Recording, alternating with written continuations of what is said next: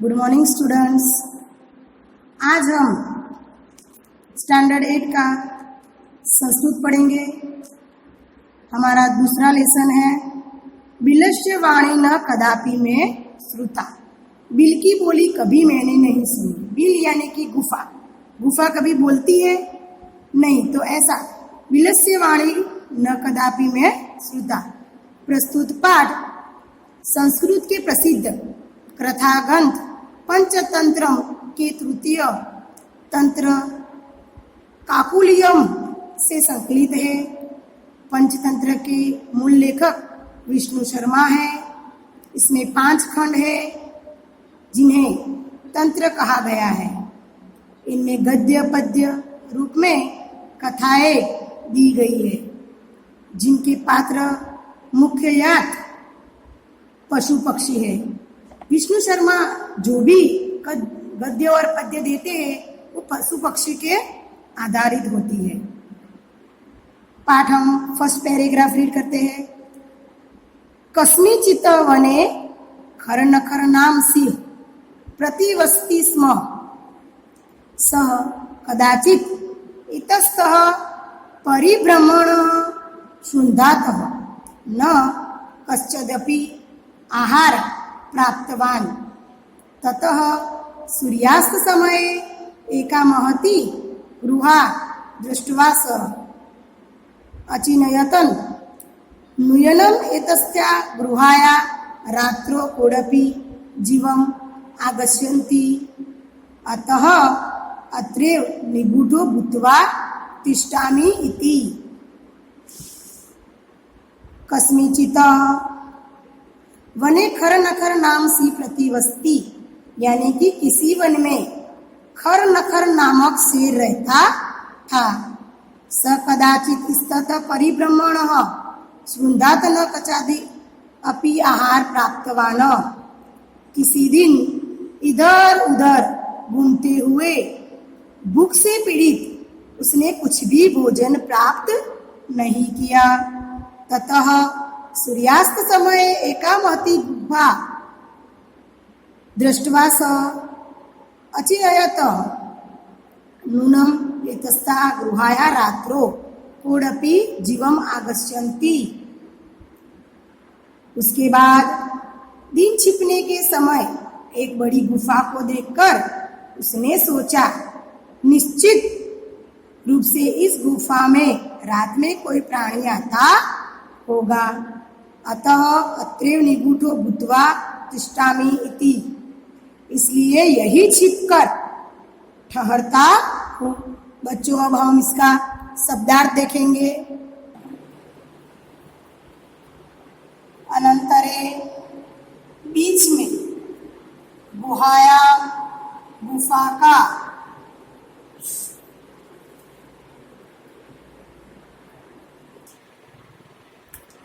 कस्मिंश्चित् शब्दार्थ है कस्मिंश्चित् किसी वने जंगल में प्रतिवसति स्म रहता था।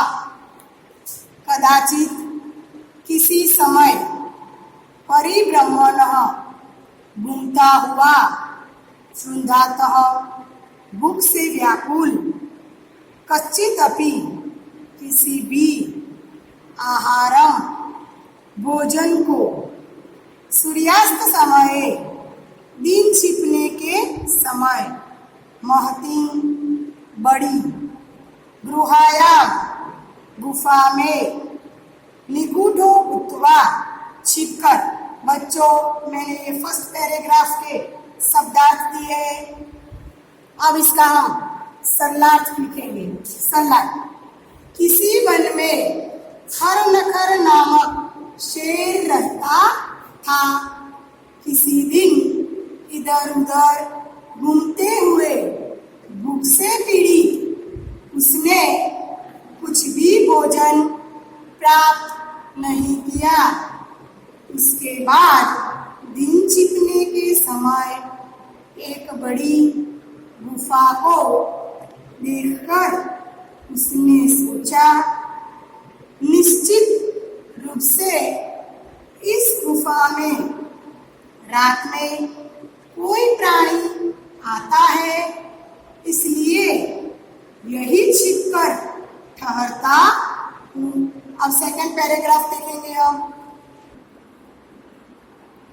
सेकंड पैराग्राफ हमारा है, एतस्मिन् अनंतरे गृहायां स्वामी दधिपुच्छं नाम शृंगालः समागच्छतः स च यावतः पश्यन्ति तावतः स्त्रीपदपद्धति गृहायां प्रविष्टा दृश्यन्ते न च बहिरागता शृंगालम् अचिन्त्यम् अहो विनष्टोऽस्मि नूनम् अस्मिन् विलेसि अस्तितित् तर्कयामि ततः कि करवाणि एव वश्चिन्तः दूरस्थः स कतुराम्ब बोबिल किं न स्मरन्सि यन्मया त्वा सह समय कृतोऽस्ति यत यदा बाह्यतः प्रत्यागम्यष्यामि तदा त्वं माम आकारयिष्यसि यदि त्वं मां आहयसि तर्हि अहं द्वितीयं बिलं यास्यामि इति। ये हमारा सेकंड पैराग्राफ यहाँ तक है। एतस्मिन् अंतरे गृहायां स्वामी दधिपुच्छं नाम शृंगालम, इसी बीच गुफा का स्वामी दधिपुच्छ नामक गिधड़ आ गया।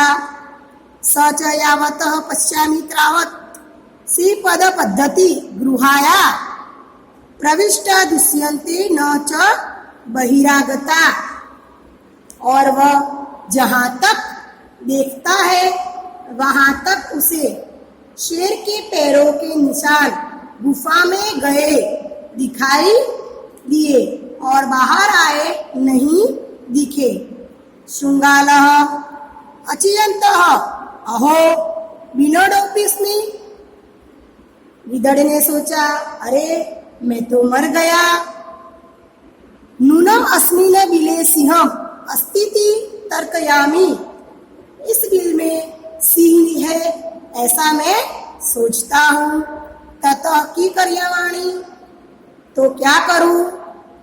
एव वचियंत दूरस्थ रव कतुराबम बोबिल किं न स्मरामि यन्मया त्वस्व समयं कृतोऽस्ति यत यदा बाह्यतः प्रत्यागस्यामि तदा त्वं मम आकारयिष्यसि। ऐसा सोचकर वे खड़े होकर आवाज करने लगा और बोलना शुरू कर दिया, अरे बिल, क्या याद नहीं है जो मैंने तुम्हारे साथ जो शर्त की थी, यानी कि समझौता किया था कि जब मैं बाहर से आऊं तब तुम मुझे बुलाओगी। यदि त्वं न आहयसि तर्हि अहं द्वितीयं बिलं यास्यामि इति। यदि तुम मुझे नहीं बुलाती हो तो मैं दूसरे बिल में चला जाऊंगा। अब हम इसके शब्दार्थ देखेंगे।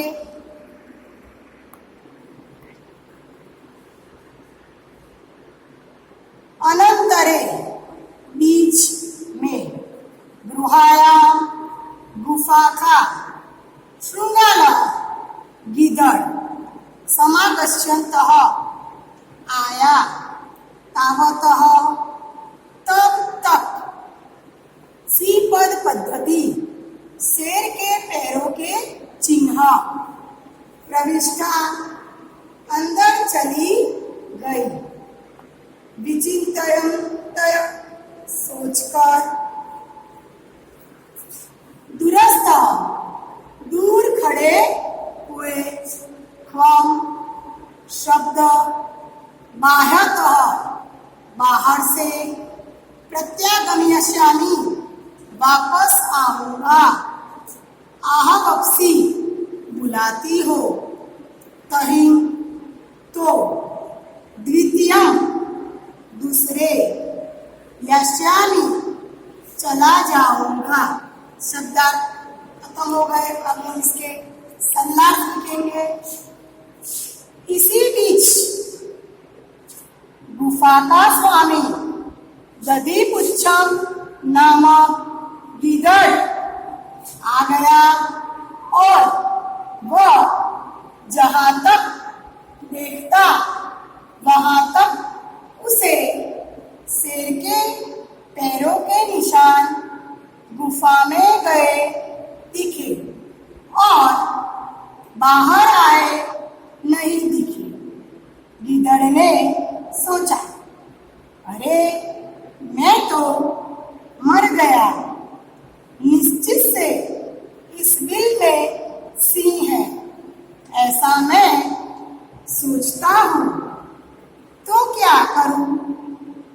ऐसा सोचकर दूर खड़े होकर आवाज करना शुरू कर दिया, अरे बिल, अरे बिल, क्या याद नहीं है जो मैंने तुम्हारे साथ शर्त किया है कि जब मैं बाहर से वापस आऊंगा तब तुम मुझे बुलाओगी। यदि तुम मुझे नहीं बुलाती हो तो मैं दूसरे दिन में चला जाऊंगा। अब बच्चों हम थर्ड पैराग्राफ करेंगे। अब हम थर्ड पैराग्राफ को पढ़ेंगे। अथ एव तच्छुवा सिंह अचियन्तं नुन्मेषा गृहा स्वामिनं सदा समाहान् करोन्ति परन्तु मदभयान्तः न क्वचित् वदन्ति अथवा साधित्वम् उच्यन्ते।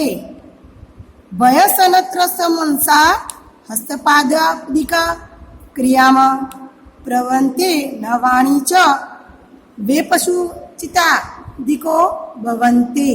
ये यहाँ तक हमारा थर्ड पैराग्राफ है।